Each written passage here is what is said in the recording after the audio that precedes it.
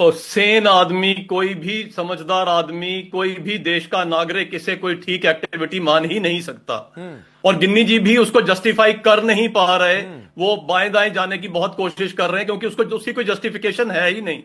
अब वो कहते हैं जी हम देश का प्रतिनिधित्व कर रहे हैं, तो अगर हर चुनाव में, पिछले 30 चुनाव में जनता ने आपके कपड़े उतार ही दिए, तो कम से कम पहन के आ जाते एआई समिट में, वैसे की वैसे ही आ गए आप कपड़ों के बिना। मतलब उन्होंने एक बात कही गिन्नी जी ने कि जी अगर ऐसा हो रहा है, देश कॉम्प्रोमाइज हो गया, प्रधानमंत्री कमजोर है, तो बाकी देशों को पता लगना चाहिए।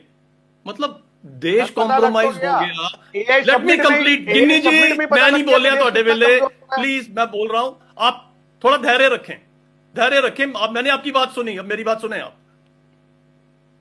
तो बोलिए बोलिए। कि जी देश कॉम्प्रोमाइज हो रहा है, तो मैं दूसरे दूसरे देशों को जाके बताना चाहता हूं, तो अपने देश को बताऊंगा ना कि देश कॉम्प्रोमाइज हो रहा है। तो एआई समिट में जाके अपने कपड़े उतार करके ये क्या प्रूव करना चाह रहे थे? एक बात। दूसरी बात, जो यूएस ट्रेड डील की बात कर रहे हैं, उससे पहले मदर ऑफ ऑल डील्स भी हुई यूरोप के साथ में, उससे पहले 26 और एफटीएज हुए जो हो रहे हैं। तो उस टाइम पे, और यूएस की जो डील है उसके अभी पूरे कंटूर्स आए ही नहीं हैं। अगर एक पल्स पे भी उनकी स्टेटमेंट गलत थी, तो भारत की सरकार ने वो स्टेटमेंट रिवर्ट करवाई। उन्होंने गलत स्टेटमेंट दी कि कमिटेड है कि नहीं, कमिटेड नहीं है। यूएस से वो कमिटेड स्टेटमेंट रिवर्स करवाई गई।